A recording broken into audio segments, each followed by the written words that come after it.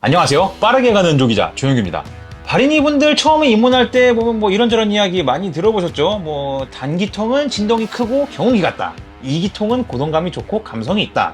뭐 초고속으로 조질려면 무조건 4기통 가야 된다. 뭐 이런 얘기들. 이게 차도 그렇지만 바이크도 역시 엔진의 실린더, 기통 숫자에 따라서 소리라던가 진동, 회전 특성, 운동 성능까지 굉장히 여러 가지 성격을 결정짓게 되는데요. 오늘 영상은 그래서 나는 아직 발인이라서 그 차이를 잘 모르겠다 하시는 그런 분들을 위해서 한번 간단하게 썰을 풀어볼까 합니다. 뭐 언제나 그랬듯이 이번에도 제가 뭐 공학적인 설명이나 원리를 설명하기보다는 그냥 직관적으로 알기 쉽게 특징만 딱딱 컴팩트하게 정리를 해봤으니까 이 부담 갖지 말고 가볍게 오늘 영상 같이 보시죠. 실린더 숫자에 따른 엔진별 특징이라고 했으니까 일단 순서대로 기통 하나짜리부터 시작을 해야겠죠. 엔진의 실린더가 딱 하나만 들어가는 형태, 그러니까 기통이 딱 한 개밖에 없는 엔진은 1기통이 아니고 보통은 단기통이라고 부릅니다. 19세기 후반에 그 현대적인 기준의 4륜차가 처음 개발될 당시에는 이 단기통 엔진을 올린 자동차도 있었는데요. 이 현대에 와서는 이 진동이라던가 출력 같은 여러 가지 문제 때문에 자동차에서 3기통 미만 레이아웃은 더 이상 쓰이지 않고요. 특히 단기통은 바이크 엔진의 전유물로 좀 여겨지고 있죠. 그런데 의외로 이 단기통 엔진은 꼭 이륜차가 아니더라도 우리 주변에서 쉽게 찾아볼 수가 있어요. 뭐 예를 들면 예촉이라던가 고카트, 경운기 같은 기계들에도 다 엔진이 올라가죠. 이렇게 우리의 일상과 굉장히 밀접한 단기통 엔진의 특성이라고 한다면 우선 엔진이 회전하는 초반 구간, 그러니까 저RPM 영역에서 힘이 좋다는 점을 꼽을 수가 있습니다. 일반적으로 내연기관 엔진에서 기통 한 개당 이 최대 적정 배기량을 보통 500cc 전후로 잡는 편인데요. 만약 똑같은 500cc 배기량으로 단기통 엔진과 2기통 엔진을 만든다고 한다면 이 경우 2기통이 출력을 각 실린더마다 고르게 분배를 하다 보니까 이 전체적인 출력을 끌어올리는 데는 굉장히 유리합니다. 하지만 대신에 이 각 실린더에서 공기를 압축하고 이 폭발시키는 힘은 단기통이 더 좋아요. 그래서 단기통 엔진은 대체로 상당히 높은 토크를 얻을 수가 있다는 그런 특징이 있는데요. 이 폭발적인 토크 덕분에 이 낮은 RPM 구간에서는 거의 지면을 박차고 나가는 듯한 강력한 초반 가속력을 느낄 수가 있습니다. 우리가 소위 단기통 바이크를 두고 빠따감이 좋다라고 얘기하는 것도 바로 이런 것들을 의미하는 거예요. 게다가 실린더가 하나라서 엔진 무게를 많이 잡아먹지 않다 보니까 단기통 엔진은 입문용 저배기량 바이크도 많이 쓰이긴 하지만 특히 경량화라던가 강력한 초반 주파력이 중요한 엔듀로 바이크, 오프로드 같은 장르에도 많이 쓰입니다. 그리고 이런 운동 성능 부분 외에도 단기통은 진동이 굉장히 크고 소리도 엄청 두툼하고 투박하다는 그런 특징이 있는데요. 이게 괜히 경운기라고 하는 게 아니라니까요. 보통 2기통 이상이 되는 다기통 엔진들은 이 하나의 실린더에서 피스톤이 위아래로 치고 빠질 때 나머지 실린더들이 또 치고 빠지면서 서로의 움직임을 상쇄하기 때문에 진동을 억제하는 효과가 있거든요. 그런데 단기통은 실린더가 딱 하나밖에 없기 때문에 진동과 소리가 정제되지 않고 그냥 그대로 표출이 되면서 상당히 시끄럽고 덜덜거리는 그런 질감을 줘요.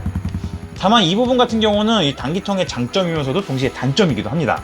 기통이 많은 엔진 바이크들과 비교를 하면 이 단기통 바이크의 진동은 진짜 어마어마한 수준인데요. 한번 타고 나면 진짜 손이 막 덜덜거릴 정도로 진동의 폭이 굉장히 크거든요. 실제로 단기통 바이크는 이 진동 때문에 볼트가 어디 하나 풀리는 일도 좀 심심치 않게 일어날 그런 정도예요.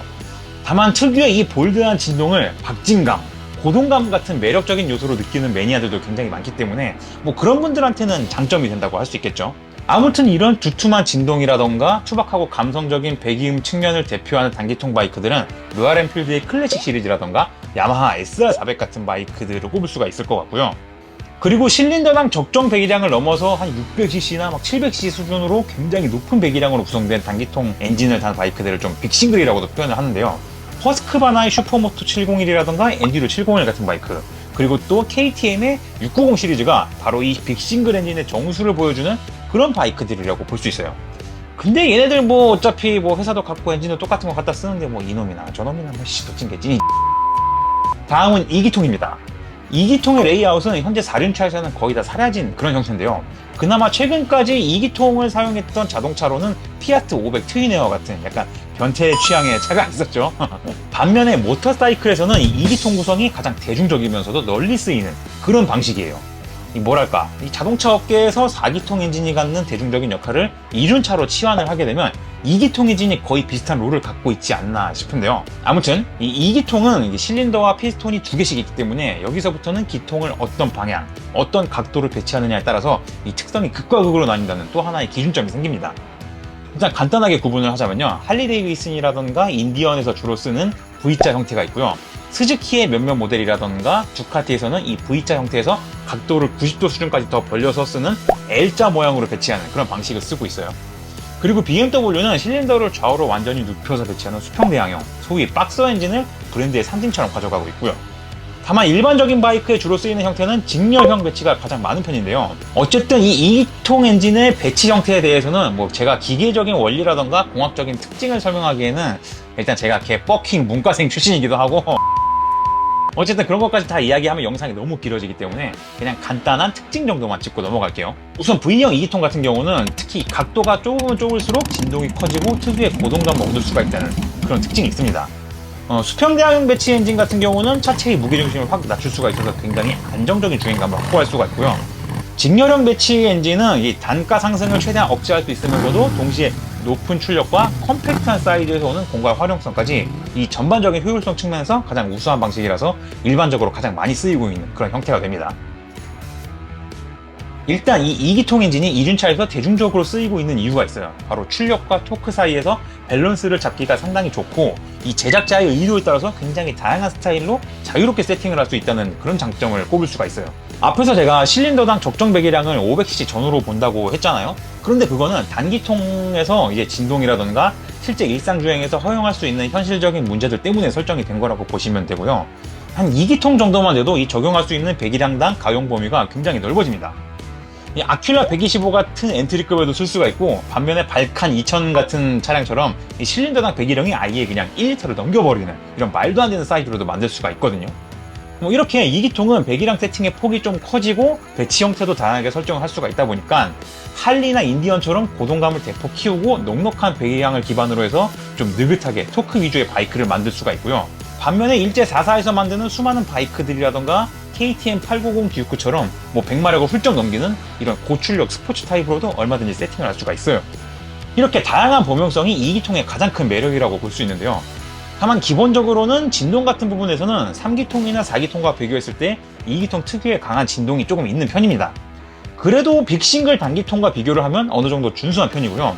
V-트윈이나 L자 배치, 그리고 수평대항 레이아웃에서는 엔진의 사운드라던가 회전 질감 같은 고동감 측면에서도 단기통과는 또 다른 혹은 그 이상의 감성적인 매력을 느낄 수가 있기 때문에 4기통과 더불어서 2기통이 굉장히 많은 매니아층을 보유한 그런 엔진 구성이라고 보시면 될 것 같습니다.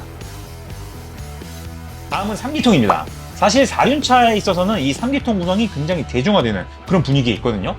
과거에는 경차 전용 엔진이라는 이미지가 강했지만 요즘에는 다운사이징 트렌드 때문에 이 쉐보레 말리부 같은 큼직한 사이즈의 중형급에도 3기통이 들어가고요. BMW 같은 프리미엄 브랜드에서도 1시리즈라던가 2시리즈 액티브 투어러 같은 모델까지 3기통이 엄청나게 쓰이는 중입니다. 그런데 2륜차 시장은 상황이 좀 달라요. 3기통 바이크 같은 경우는 우선 2기통처럼 실린더를 다양하게 배치해서 얻을 수 있는 특징이라던가 매력 포인트가 딱히 없는 편이고요. 반대로 기통 숫자가 하나 더 많은 4기통과 비교를 해보면 확실히 스포츠성에서 우위를 갖는 부분도 좀 없어요. 그러다 보니까 바이크에 있어서 이 3기통 구성은 뭐랄까, 이 효율성의 2기통과 고성능의 4기통 이 사이에 끼어있는 살짝 애매한 포지션의 이미지가 좀 있습니다. 굳이 자동차 시장으로 치환해서 비교를 해보면 5기통 4륜차랑 3기통 2륜차의 입지가 조금 비슷한 것 같긴 하거든요. 그래도 5기통 자동차 같은 경우는 이제 아우디밖에 남지 않은 걸 생각을 해보면 3기통 바이크는 상황이 훨씬 좀 좋은 편이라고 볼 수 있습니다.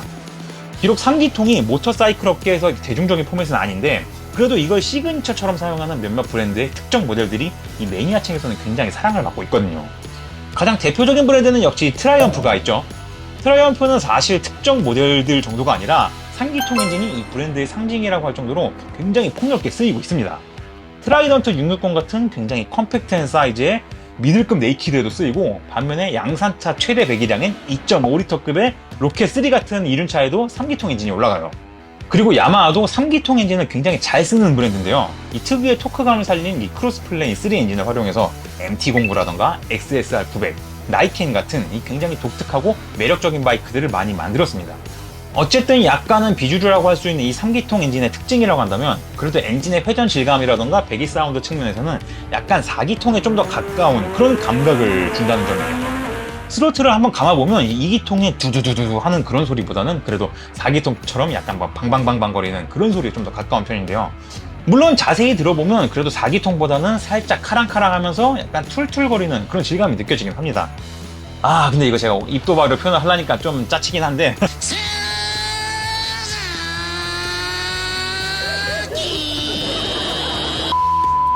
아무튼 3기통 엔진은 이렇게 2기통과 4기통 사이에 끼인 좀 그런 포지션이지만 이 반대로 말하면 이 둘 사이에 절묘한 절충점을 보여준다는 점이 또 매력 포인트로 작용을 하는 것 같아요. 2기통을 훌쩍 상회하는 그런 출력 수준을 보여주면서 동시에 4기통에서는 느끼기 힘든 초반 가속 구간에서의 높은 토크도 추구할 수 있다는 특징이 있거든요. 아마 트라이언프의 3기통 시리즈나 야마하의 CP3 엔진을 단 바이크들을 타보신 분들은 이 3기통 엔진의 특징을 단번에 이해할 수 있지 않을까 싶은데요. 그래서 3기통이 제일 어울리는 포맷은 어느 정도 스포츠성을 갖추고 있으면서도 경쾌하고 재밌게 탈 수 있는 이런 스포츠 네이키드라고 개인적으로는 생각을 하는 편입니다. 박력 넘치는 토크와 어느 정도 수준의 고출력을 보장해주는, 한마디로 이 한 대의 바이크 가지고 두 마리 토끼를 다 잡고 싶은 그런 분들한테는 이 3기통 바이크가 굉장히 매력적인 선택지가 되지 않을까 싶네요. 다음은 4기통입니다. 모터사이클에 있어서 단기통과 2기통 같은 경우는 역사가 굉장히 오래된 편인데요. 근데 4기통은 좀 뒤늦게 등장한 케이스예요. 물론 20세기 초반부터 여러 제조사에서 이 프로토타입을 제작을 하기도 했지만 일반인이 공도에서 탈 수 있는 최초의 양산형 4기통 바이크는 1969년에 와서야 탄생하게 됩니다. 소위 나나한이라고 불리는 혼다의 역사적인 모델 CB750이 바로 그 주인공인데요. 이게 출시 당시에 엄청난 센세이션을 일으키면서 이 7, 80년대 전세계 이륜차 시장을 일제 4기통 바이크들이 완전히 잠식을 해버린 그런 시대를 열기도 했죠. 아무튼 이 4기통은 자동차 업계에서 보면 대중 브랜드 양산차에 가장 널리 쓰이는 그런 일반적인 엔진 형식인데요. 모터사이클에서 4기통이라고 한다면 이 역할이 확 달라지게 됩니다. 이 고성능 스포츠카나 고출력 GT카에 주로 올라가는 6기통, 8기통 엔진의 포지션이 이 바이크로 와서는 4기통 엔진이 그걸 담당한다고 봐도 얼추 그림이 맞을 것 같아요. 이륜차에서는 주로 슈퍼 스포츠 바이크라던가 대형 고속 투어러 같은 장르들에서 4기통 엔진이 좀 적극적으로 활용되고 있죠.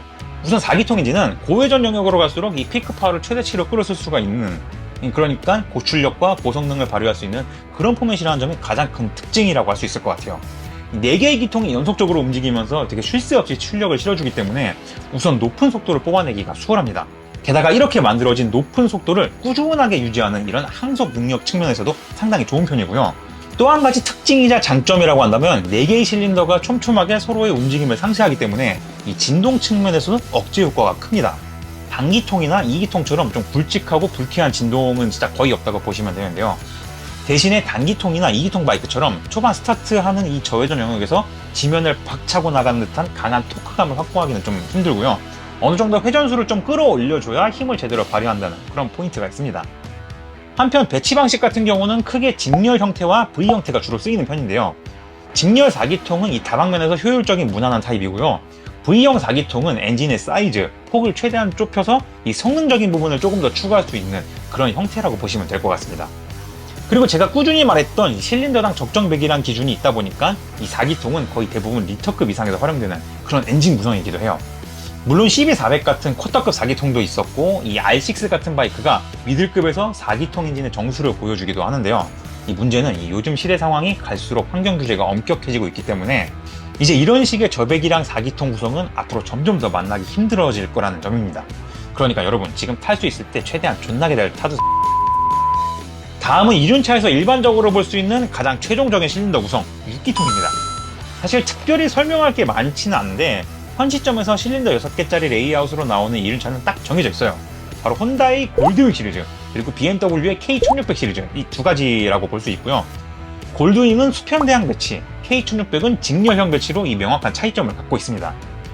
6기통 모터사이클이라고 한다면 이제 자동차로 치면 8기통에서 뭐 한 10기통, 12기통 정도까지의 느낌이라고 보시면 될 것 같은데요. 표면적으로 보면 실린더가 6개나 되다 보니까 이 4기통보다 훨씬 더 높은 고출력을 발휘할 수 있을 것 같잖아요. 그런데 실제로는 딱히 그렇진 않습니다. 왜냐하면 6기통 정도가 되면 이 엔진의 사이즈 자체가 엄청나게 커지기 때문에 이렇게 커다란 엔진을 올릴 수 있는 이륜차 카테고리도 막 중량 300~400km씩 나가는 초대형 투어러 정도로 딱 한정이 될 수밖에 없습니다.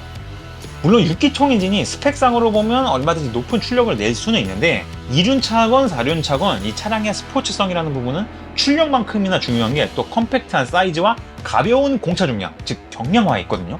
그런데 6기통 엔진을 올린 바이크는 사이즈라던가 무게 측면에서 4기통 이상의 효율을 내기가 어려워요.